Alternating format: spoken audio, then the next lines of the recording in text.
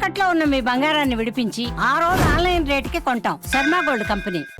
మనం ప్రస్తుతం పిఠాపురం నియోజకవర్గంలో ఉన్నాము. పిఠాపురం నియోజకవర్గం అంటే పవన్ కళ్యాణ్ గారు అంటే పిఠాపురం నియోజకవర్గం అనే రీతిలో పిఠాపురం నియోజకవర్గాన్ని ఆయన నభూతో నా భవిష్యత్తు అనే విధంగా తీర్చిదిద్దారని చెప్పి మాట ఇచ్చారు. మాటకు కట్టుబడి ప్రతి కార్యక్రమం కూడా రాష్ట్రమే కాదు దేశం మొత్తం కూడా పిఠాపురం అనే పేరు వినబడేలాగా ఆయన ప్రతి అడుగు వేస్తున్నారు. అయితే ఈ సంవత్సరం జనసేన పార్టీకి సంబంధించి 12వ ఆవిర్భావ దినోత్సవ వేడుకలను పిఠాపురం కేంద్రంగా పిఠాపురం నియోజకవర్గంలోనే జరపడానికి సన్నాహాలు జరుగుతున్నాయి. మార్చి 14వ తారీఖున జనసేన 12వ ఆవిర్భావ దినోత్సవం సంబంధించి భారీగా ఏర్పాట్లు అయితే జరుగుతున్నాయి. మీరు ఇక్కడ గమనించవచ్చు. మన సభాస్థలి దగ్గరికి అయితే రావడం జరిగింది. ఇక్కడ ఏర్పాట్లు చాలా శరవేగంగా జరుగుతున్నాయి. మీరు ఇక్కడ ఏర్పాట్లు చూస్తే కనుక అయితే దీనిపై జనసేన నాయకులు, జన సైనికులు, జనసేన యువ నాయకులు ఉన్నారు. వాళ్ళని అడిగి మనం తెలుసుకునే ప్రయత్నం చేద్దాం. కిషోర్ గారు, ఈ జనసేనకు సంబంధించి 12వ ఆవిర్భావ సభకు సంబంధించి ఏ విధమైన ఏర్పాట్లు జరుగుతున్నాయి, ఎంత మంది వస్తారని అంచనా వేస్తారు? సార్, ఇది జనసేన ఆవిర్భావ దినోత్సవం 12వ సంవత్సరంలోకి అడుగుపెట్టాం. చాలా సంతోషంగా ఉంది. ఇది చాలా ఘనంగా కూడా చేయాలని మా అధ్యక్షుడు పవన్ కళ్యాణ్ గారు కోరిక మేరకు ప్రతి ఒక్కరు కూడా ఇందులో కమిటీస్ వేయడం జరిగింది. ప్రతి కమిటీస్ వాళ్ళు కూడా ఎవరు బాధ్యతగా వాళ్ళు చేయడం కూడా గ్రౌండ్ లెవెల్లో జరుగుతుంది. ఈ అంచనా వచ్చేసరికి ఇది పవన్ కళ్యాణ్ గారి సైనికులు, వాళ్ళ నాయకులు, అంటే పార్టీలు, అన్ని పార్టీలకి కూడా విభిన్నంగా ఉన్న పార్టీ మన జనసేన పార్టీ అండి. అంచనాలు ఉండవండి జనసేన పార్టీలో. మన అంచనాలకు మించి జన సైనికులు వాళ్ళ బండిలో వాళ్ళ పెట్రోల్ కొట్టించుకుని 2 లీటర్లు అయితే 2 లీటర్లు ఎంతైతే వాళ్ళు సొంత నిధులతో వాళ్ళు ఖర్చు పెట్టుకుని వస్తారండి. మా బిర్యానీ ప్యాకెట్లు కూడా మిగతా పార్టీలాగా మేము పంచిపెట్టవలసిన పని లేకుండా వాళ్ళే స్వచ్ఛందంగా వస్తారండి. అంత నిజాయితీ గల పార్టీ మా అధ్యక్షుడు పవన్ కళ్యాణ్ గారి పార్టీ జనసేన పార్టీ అండి.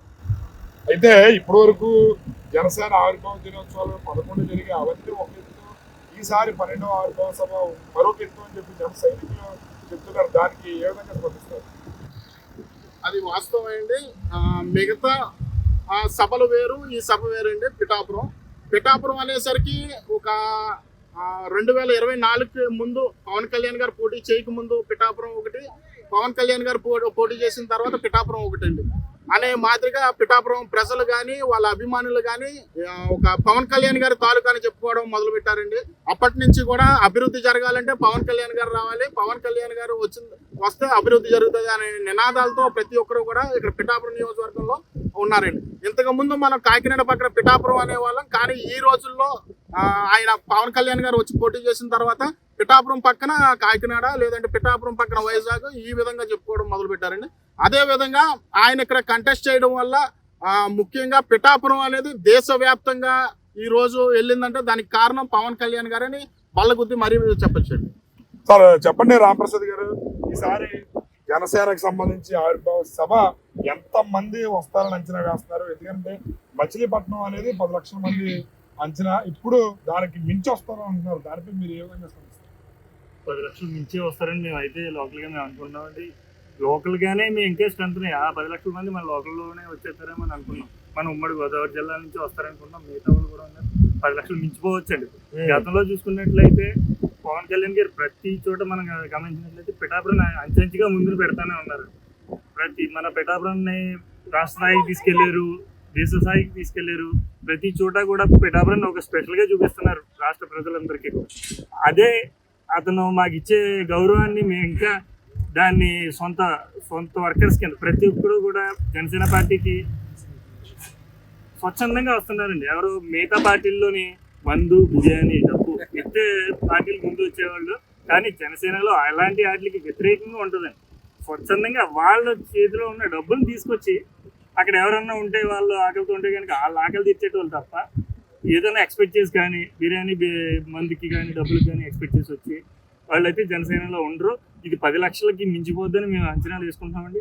వాళ్ళని ఎలా రిసీవ్ చేసుకోవాలి, వచ్చిన వాళ్ళ ఆనందాన్ని మేము కూడా దీనికి స్టేజ్కి పక్కనే వాళ్ళకి ఇక్కడ ముఖ్య ప్లేస్ ఇద్దామని మేము కూడా ప్రయత్నాలు చేస్తున్నామండి. మేము కూడా వాళ్ళకి ముందు ప్లేస్ ఇచ్చి మేము తర్వాత బ్యాక్ సైడ్ ఉందామని చెప్పి. అయితే ఇప్పటి వరకు మీరు 11వ ఆవిర్భావ దినోత్సవ సభలో కూడా ప్రతిపక్షంలో ఉండే జరుపుకున్నారు. ఇప్పుడు అధికార పక్షంలో అది 100% స్ట్రైక్ రేట్తో ఎలా అనిపిస్తుంది ఒక జన సైనికుడిగా? మీకు ఏ విధంగా ఉంది మీ ఫీలింగ్? ఒక పిఠాపురంలోనే కదండి ఆ 100% స్ట్రైక్ ఏదైతే మేము రీచ్ అయ్యామో ఒక రాష్ట్రంలో ఏపీ మొత్తం చెప్పుకుంటుందండి ఈ రోజు పిఠాపురం కోసం.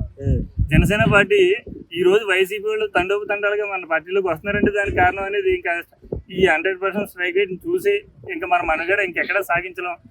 ఆంధ్రప్రదేశ్లో కూటమి ప్రభుత్వం మాత్రమే ఉంటుంది, మిగతా ప్రభుత్వాలు ఉండవు.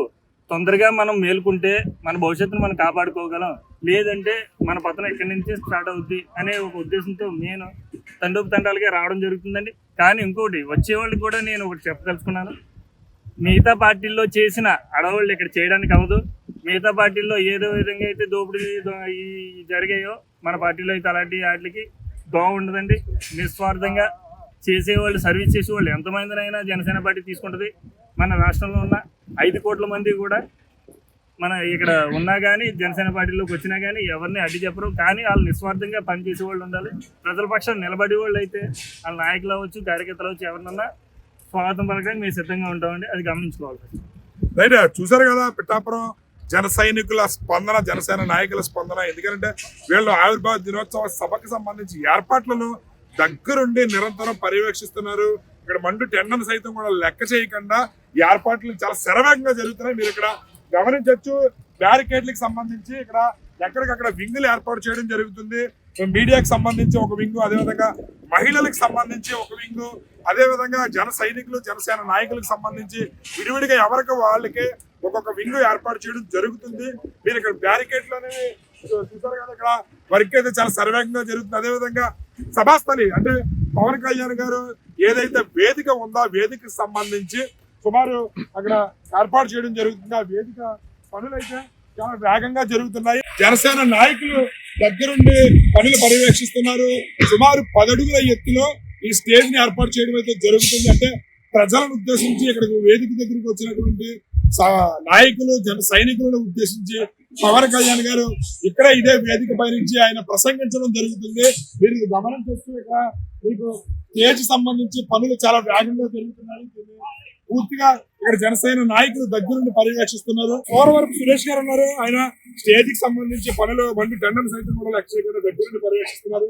సార్ చెప్పండి, ఏంటి స్టేజ్ ఎంత పొడుగు వస్తుంది, ఎన్ని అడుగులు ఏర్పాటు చేస్తున్నారు, ఎంతమంది వస్తారని అంచనా వేస్తారు?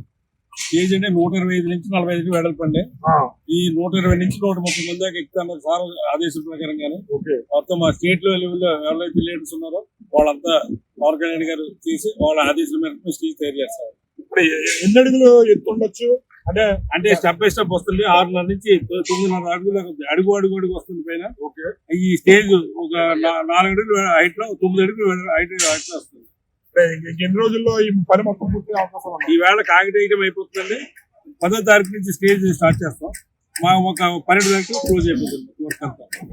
ఎంతమంది సుమారు మీటింగ్ అయితే 7-8 లక్షలు ఎక్స్పెక్ట్ చేస్తామండి. గ్రౌండ్ లో వచ్చి మేమైతే 5 లక్షల వరకు గ్రౌండ్ ఏర్పాటు చేసాం. సిట్టింగ్ అయితే విఐపీస్ అయితేనే, వీరం మహిళలు అయితేనే, మహిళా విఐపీలు అయితేనే వాళ్ళంతా కూడా బయట నుంచి అదర్ స్టేట్ నుంచి కూడా వస్తుంది. తెలంగాణ నుంచి, కర్ణాటక నుంచి కూడా వాళ్ళందరికీ ఏ ఇబ్బంది లేకుండా అన్ని ఆర్గనైజ్ చేస్తున్నాడు ఇక్కడ గ్రౌండ్ లో మాత్రం. జనసేన నాయకులు సూర్యబాబు గారు ఉన్నారు, ఆయన అడిగి తెలుసుకుందాం. సార్ చెప్పండి, ఏర్పాట్లు ఏ విధంగా జరుగుతున్నాయి, ఎంతమంది వస్తారని అంచనా వేస్తున్నారు? గత 10 రోజుల నుంచి మేము ఇక్కడే ఉన్నాం సార్. రేయింబాగుల్లో కూడా మా జన సైనికులందరూ కూడా టౌన్ నుంచి ఏమన్నా, రూరల్ నుంచి ఏమన్నా అందరూ వచ్చి స్వచ్ఛందంగా చేస్తున్నారు సార్. డే అండ్ నైట్ ఇక్కడ మేము ఇక్కడే ఉంటున్నాం సార్. రాత్రి 9 వరకు ఉంటున్నామండి. మా అంచనా ప్రకారంగా 10 లక్షలు దాటి వస్తారు అనుకుంటున్నాం సార్. అంటే ఇక్కడ ప్రాణం సరిపోద్ది అంటే చుట్టుపక్కల 100 ఎకరం వరకు ఉంది సార్. అది కూడా సరిపోద్ది. మన శివరాత్రి ఏ విధంగా జరిగిందో అలాంటి హైలైట్ అయింది సార్. సార్ గెలిచిన తర్వాత అలాంటి 100 శివరాత్రి కలిపితే ఎంత జనం ఉంటారో అంత జనం వస్తారు సార్. సార్ చెప్పండి, ఏంటి ఏర్పాట్లు ఏ విధంగా జరుగుతున్నాయి, ఎంత మంది సభకు వస్తారని అంచనా వేస్తున్నారు? మేము 5 లక్షల మంది అంచనా వేస్తున్నామండి. ఇప్పుడు వచ్చి 12 సభలు జరిగాయి, 11 సభలు జరిగింది. 12వ సభ అన్నింటిలో మించిపోయి ఉంటుంది ఈ సభ. ఏంటంటే ప్రజలు ఎప్పుడని ఆయన గెలిచి వెళ్ళి వచ్చి మళ్ళీ ఎప్పుడు వస్తారు జనం 5 లక్షల మంది కూడా ఎదురు చూస్తున్నారు. ఇది విజయోత్సవం కాదు, ఇది ఒక పండగలా ఉంటుందండి. పండగ వాతావరణం అప్పుడే మాకు వచ్చేసిందండి. పండగ వాతావరణం ఎప్పుడు వస్తారు ప్రజలు అలా ఎదురు చూస్తున్నాం. 5 లక్షల మంది తక్కువ మాత్రమే ఉంటుంది. 5 లక్షల మంది కూడా ఇక్కడ మేము ఏర్పాటు చేస్తున్నామండి. దేశంలో ఎక్కడా జరగనటువంటి మీటింగ్ జరుగుతుంది.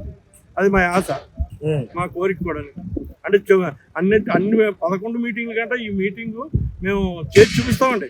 పిఠాపురం నియోజకవర్గం అందరూ కూడా ఒకే తాటి మీదకి వచ్చి అందరూ కూడా కష్టపడుతున్నాం. ఇవాళకి 7 రోజులు బట్టి ఇంక కష్టం అంటే మీరే చూద్దరు కానండి, తర్వాత మాట్లాడదురు కానీ మళ్ళీ మీరే చెప్తారు కానీ. చూశారు కదా జనసేన నాయకులు జోగా వెంకటరమణ గారి స్పందన. రాబోయే రోజుల్లో పవన్ కళ్యాణ్ గారి ఈ సభ అనేది 5 లక్షల వరకు మేము అంచనా వేస్తున్నాం. దానికి తగ్గట్టు ఏర్పాట్లు కూడా చేస్తున్నాము.